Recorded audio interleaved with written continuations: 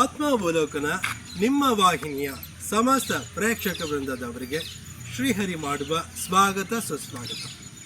ಆತ್ಮೀಯರೇ, ಇವತ್ತು ಸೆಪ್ಟೆಂಬರ್ 5 ರಾಧಾಕೃಷ್ಣನ್ ಅವರ ಹುಟ್ಟುಹಬ್ಬದ ಪ್ರಯುಕ್ತ ಇಡೀ ಭಾರತ ದೇಶದಾದ್ಯಂತ ಶಿಕ್ಷಕರ ದಿನಾಚರಣೆಯನ್ನು ಆಚರಿಸುತ್ತಾ ಇದ್ದೇವೆ.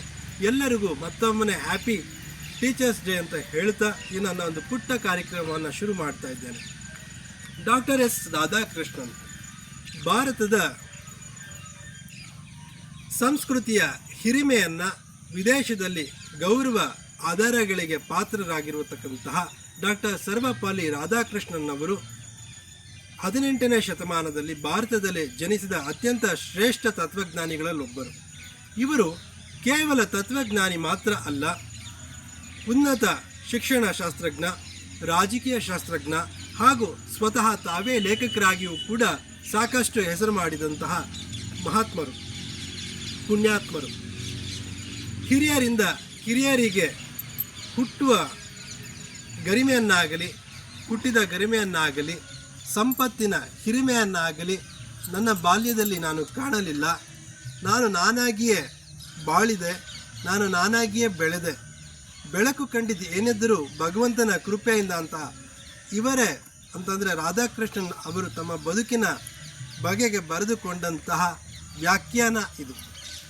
ಭಾರತದ 2ನೇ ರಾಷ್ಟ್ರಪತಿಯಾಗಿ ಕಾರ್ಯನಿರ್ವಹಿಸಿದ ರಾಧಾಕೃಷ್ಣನ್ ಅವರು 1888ನೇ ಸೆಪ್ಟೆಂಬರ್ 5ನೇ ತಾರೀಕಿನಂದು ತಮಿಳುನಾಡಿನ ಚಿತ್ತೂರು ಜಿಲ್ಲೆಯ ತಿರುತನಿ ಎಂಬ ಪುಣ್ಯಕ್ಷೇತ್ರದಲ್ಲಿ ಜನಿಸಿದವರು. ಸರ್ವಪಲ್ಲಿ ಎಂಬುದು ಇವರ ಮನೆತನದ ಹೆಸರು. ಇವರ ತಂದೆ ಹೆಸರು ರಾಮಸ್ವಾಮಿ ಅಂತ. ಇವರು ಕಂದಾಯ ಇಲಾಖೆಯಲ್ಲಿ ಇವರ ನೌಕರಿ. ರಾಧಾಕೃಷ್ಣನ್ ಅವರು ಬಾಲ್ಯದಿಂದಲೂ ಸಾಕಷ್ಟು ಪೂಜೆ ಮಾಡುವ ಕೈಂಕರ್ಯ, ಧಾರ್ಮಿಕ ಆಸಕ್ತಿ, ದೇವರ ಮೇಲೆ ಅತ್ಯಂತ ಶ್ರದ್ಧೆಯನ್ನು ವಹಿಸಿದಂತಹ ಸ್ವಭಾವ ಇವರದು. ಗೆಳೆಯರ ಒಡನಾಟ ಬಹಳ ಕಡಿಮೆ.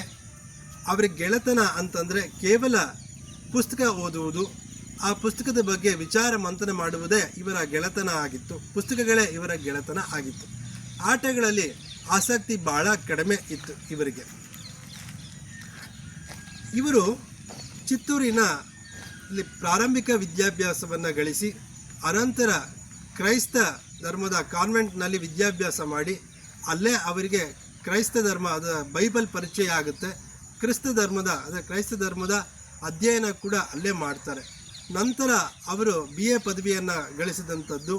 ಅನಂತರ ನಮ್ಮ ಮೈಸೂರಿನ ತತ್ವಶಾಸ್ತ್ರ ವಿಭಾಗದ ಪ್ರಾಧ್ಯಾಪಕರಾಗಿ ಮೈಸೂರು ವಿಶ್ವವಿದ್ಯಾಲಯದಲ್ಲೂ ಕೂಡ ಕಾರ್ಯನಿರ್ವಹಿಸಿದ್ದು ನಮ್ಮ ಮೈಸೂರಿಗೆ ಹೆಮ್ಮೆಯ ಸಂಗತಿ.